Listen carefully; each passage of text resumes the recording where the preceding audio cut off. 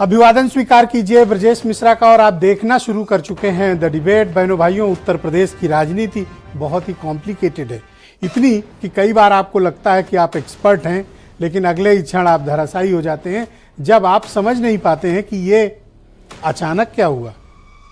जब दोपहर तक सब कुछ ठीक चल रहा था तो अचानक से समाजवादी पार्टी की तरफ से गठबंधन के टूट का अनऑफिशियल ऐलान हो गया, यानी समाजवादी पार्टी और कांग्रेस का अलायंस टूटने की खबर आ गई। मामला फंस गया कुछ सीटों पर, जहां दोनों पक्ष हटने को तैयार नहीं। नतीजा गठबंधन पर ब्रेक, वो भी कब? जब राहुल गांधी रायबरेली और लखनऊ की यात्रा पर हैं। टाइमिंग पर भी गौर करिएगा। अब ये सब कुछ चल ही रहा था कि अगले घंटे एक और ब्रेकिंग न्यूज, स्वामी प्रसाद का इस्तीफा। पार्टी से भी, एमएलसी से भी अपनी पार्टी बनाएंगे। तमाम आरोप अखिलेश यादव पे। अब राहुल गांधी जैसे ही उत्तर प्रदेश की राजधानी लखनऊ के भीतर दाखिल होते हैं, एक और ब्रेकिंग न्यूज, समाजवादी पार्टी ने प्रत्याशियों की तीसरी लिस्ट जारी कर दी। उन पर भी घोषित कर दिया जहां कांग्रेस के लोग कह रहे थे कि यहां पर हमारी बातचीत चल रही है।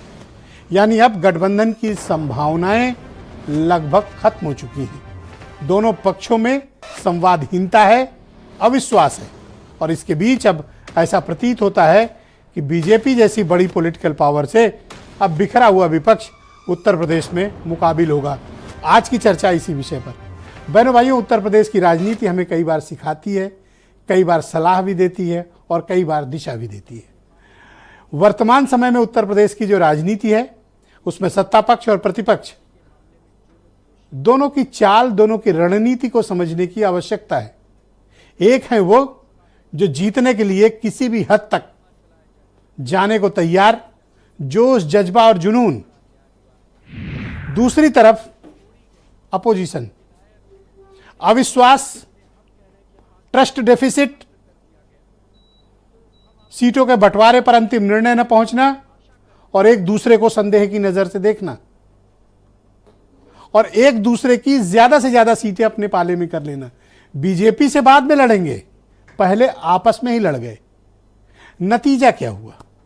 उत्तर प्रदेश का विपक्ष जो नवंबर तक यूं था और फरवरी के दूसरे हफ्ते तक यूं हो गया, खुल गया, अलग अलग हो गए, धागे धागे खुल गए। बहन भाइयों, अब बाद में अगर ये चलकर एक भी हो जाए चुनाव वोटिंग के पहले, लेकिन वर्तमान समय के इनके मतभेद ने जनता के मन में इनके प्रति विश्वास की भावना व्यक्त नहीं की।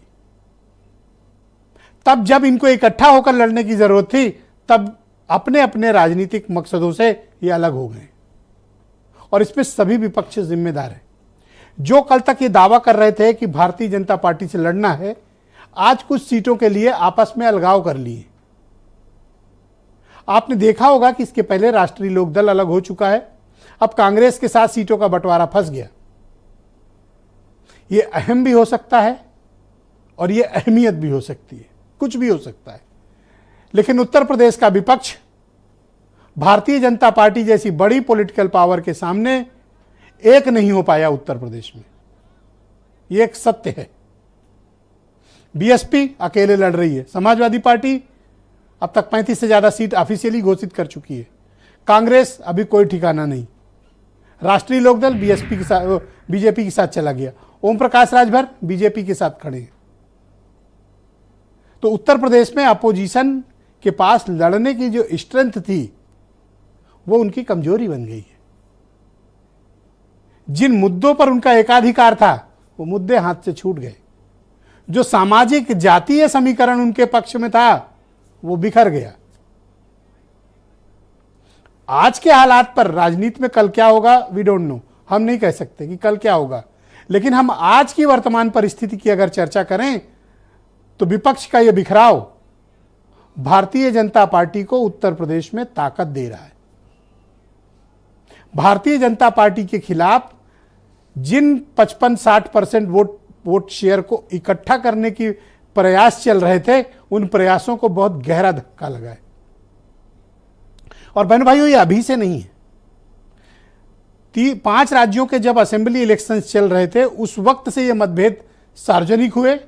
3 दिसंबर को जब मैसिव मैंडेट बीजेपी के लिए आया, 3 राज्यों से।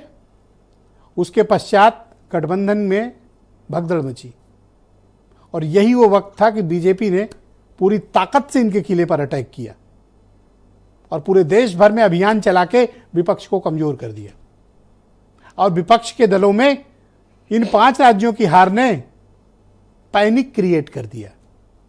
पॉलिटिकली अपोजिशन पैनिक सिचुएशन में है, इसमें कोई दो राय नहीं है। मैं एक विशेष तौर पर बात नॉर्थ इंडिया के अपोजिशन के बारे में कह रहा हूं। ये पैनिक में है, पॉलिटिकली ये पैनिक में है। उसी पैनिक का नतीजा है कि ये न तो आपस में सहमत हो पा रहे हैं, न सीटों पर सहमत हो पा रहे हैं, न विचार पर सहमत हो पा रहे हैं, न नेता पर सहमत हो पा रहे हैं। और स्वामी प्रसाद मौर्य के रूप में समाजवादी पार्टी ने अपने यहां एक ऐसा नेता तैयार कर लिया जो उन्हीं को भस्म करने पर आमादा थे और इसका एहसास समाजवादी पार्टी को हो ही नहीं रहा था। राजनीतिक चूक भी हो सकती है, राजनीतिक लापरवाही भी हो सकती है, जोखिम भी हो सकता है, लेकिन डैमेज हैज बीन डन। तो अब क्या रास्ता बचता है? अब रास्ते बड़े कांटे भरे हैं, और कांटे भरे नहीं, कील भरे हैं। और भारतीय जनता पार्टी को टक्कर देना ऐसे कैजुअल पॉलिटिकल एटीट्यूड के साथ उत्तर प्रदेश में बहुत ही मुश्किल काम है। क्या विपक्ष वो कर पाएगा? आज हम चर्चा इसी विषय पर करने वाले हैं। आप कुछ स्टेटमेंट सुनिए, फिर आज की डिबेट को हम आगे बढ़ाएंगे। लगातार वरिष्ठ नेता बात कर रहे हैं और अगर गठबंधन होता है तो आप सबको, मैं तो मैनपुरी में हूँ क्योंकि ये क्षेत्र मेरा है और मुझे नहीं पता कि क्या डिसीजन हो रहा है लखनऊ में। समाजवादी पार्टी चाहती है कि इंडिया गठबंधन के रूप में हम लड़ें। हम भी चाहते हैं कि इंडिया गठबंधन और मजबूत हो। लेन देन का सवाल है, हर एक पार्टी को कुछ लेना पड़ता है, लेना चाहती है पर देना भी पड़ता है, तो उसमें थोड़ा समय लग रहा है। सपा हो, बसपा हो, कांग्रेस हो, इनमें भगदड़ मची हुई है। इनके पास ना नेता है, ना नीति है, ना इनकी नियति अच्छी है। 100 में 60% वोट हमारा है, 40% में बंटवारा है और बंटवारे में भी हमारा है। बहनों भाइयों, आज की परिचर्चा को हम आगे बढ़ाएंगे। आलोक अवस्थी उत्तर प्रदेश में भारतीय जनता पार्टी के प्रवक्ता हैं। सुरेंद्र राजपूत कांग्रेस के प्रवक्ता मेरे साथ मौजूद हैं। नाहिद लारी खान समाजवादी पार्टी से हैं। अनिल दुबे राष्ट्रीय लोकदल से हैं। सुशील दुबे जाने माने पत्रकार और वीरेंद्र सिंह जी हमारे स्टेट हेड। आप सभी का बहुत शुक्रिया और धन्यवाद इस कार्यक्रम में उपस्थित रहने।